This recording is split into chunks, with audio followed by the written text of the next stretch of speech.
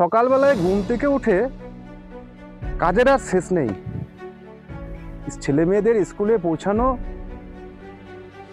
বাজার করা, আর পারছি না।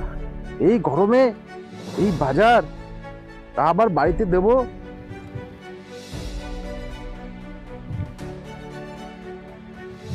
মেসোমশাই ভালো আছেন? কোথায় গেছিলেন?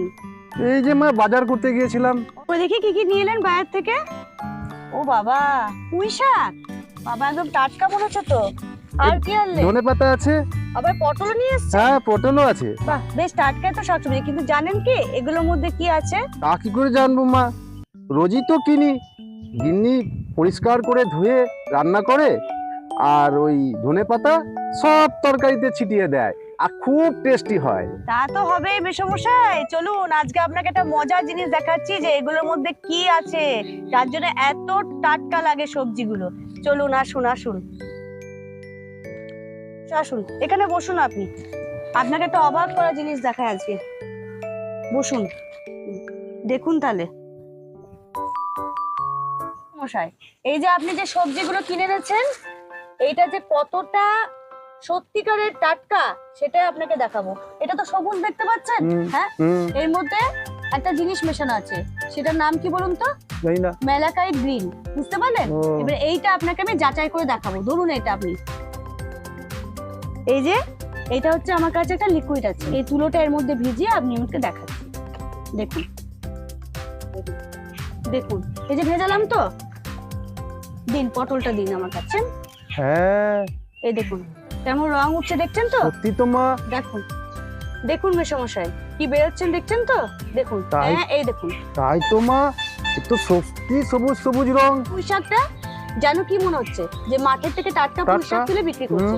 এবারে দেখুন, এই যে সবুজ রংটা দেখতে পাচ্ছেন, দেখুন, হ্যাঁ এই দেখুন, এই দেখুন দেখুন, সত্যি তো সবুজ রং। এই যে এই সবুজ রংটা দেখছেন তো, এইটার নামই হচ্ছে ম্যালাকাইট গ্রিন। এই যদি রংটা আমাদের পেটে যাচ্ছে প্রতিদিন, আর এই রংটা যদি আমাদের পেটে যায়, তাহলে মানুষের বিভিন্ন রকম জটিল থেকে জটিলতর রোগ হয়, বুঝতে পারলেন? তাহলে আমরা কি এই সবজি খেয়ে আদৌ সুস্থ থাকতে পারবো না? ঠিকই তো বলেছো মা, তাহলে তো এই সবজিগুলো খাওয়া যাবে না।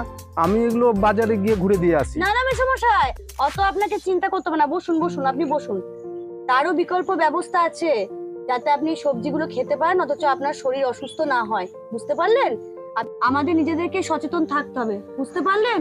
তো এই সবজিগুলো বাড়িতে নিয়ে যাবেন, নিয়ে গিয়ে নর্মাল ঠান্ডা জলে এগুলো 2 ঘন্টা ভিজিয়ে রাখবেন। আর যদি বাড়িতে সয়াবিন তেল বা বাদাম তেল থাকে, সেই তেল 2-1 ফোঁটায় সবজি জলের মধ্যে দিয়ে একটু কিছুক্ষণ ভিজিয়ে রাখবেন। তারপর আপনি রান্না করে খান, কিচ্ছু হবে না।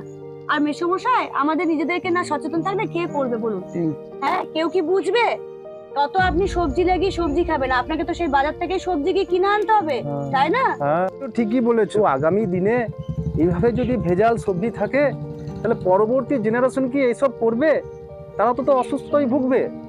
আমাদেরকে শেখাতে হবে, আমাদেরকে বোঝাতে হবে পরের জেনারেশনকে, তাই না? ভগবান, কি সব শুনছি!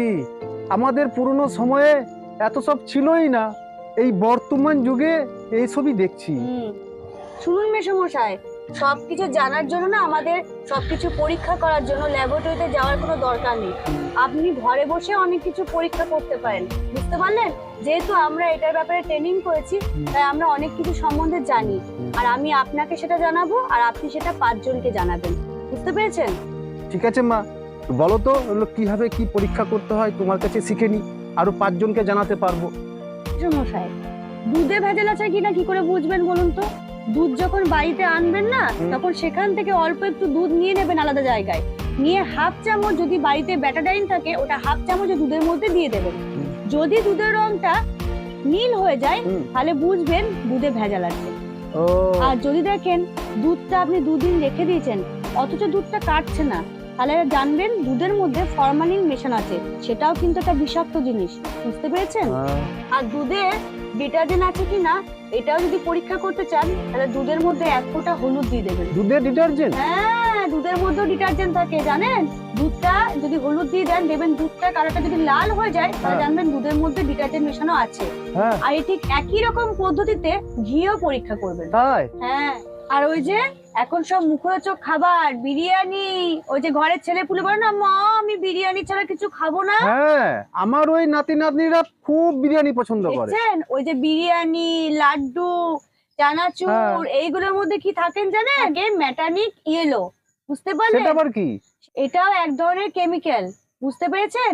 আর এইটাও ধরা সম্ভব। কি করে মা?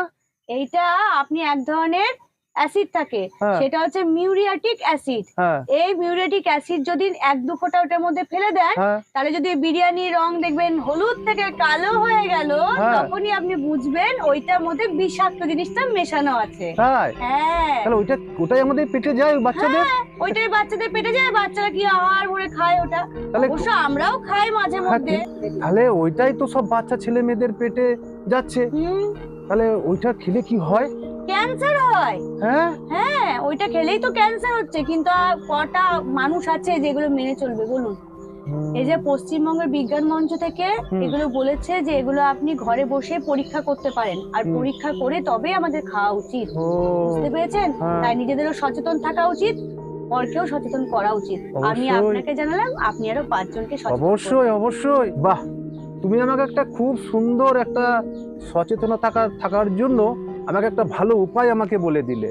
আমি তো নিজেও সচেতন থাকবো এবং আরো 5 জন যাতে এগুলোর সাথে এই সচেতনতা থাকতে পারে তার জন্য আমি সবাইকে জানাবো। আর আমাদের তো ধরো বয়স হয়ে এলো, আমরা তো পরপারে যাবার জন্য রেডি হয়ে আছি। আগামী জেনারেশন মানে আমাদের ওই নাতি নাতনি যাতে সচেতন থাকতে পারে, তাদেরও তো আমাকে মানে এটা বুঝিয়ে বলতে হবে। চলো মা, চলো এবারে বাড়ি যাই, চলো। আর আপনারও আমি অনেকটা সময় একটু নষ্ট করে দিলাম মেশামশাই। না না না না, না, সেটা তো ঠিকই বলেছেন, মাসিমারও তো বয়স হয়েছে, এত বেলা হয়ে গেল, রান্না করতে তো একটু সময় লাগবে। আবার দেখা হবে। আর আপনাকে যে যে জিনিসগুলো বললাম আপনি সেগুলো মনে রাখবেন। আপনিও কিন্তু 5 জনের মধ্যে এইসব জিনিসগুলো পৌঁছে দেবেন, বুঝতে পারলেন?